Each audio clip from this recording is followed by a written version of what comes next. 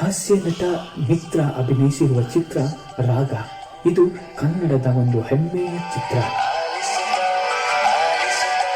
ಈ ಚಿತ್ರದ ಮೂಲಕ ಮಿತ್ರ ಒಬ್ಬ ಅದ್ಭುತ ಕಲಾವಿದ ಎನ್ನುವುದನ್ನು ನಿರೂಪಿಸಿದ್ದಾರೆ.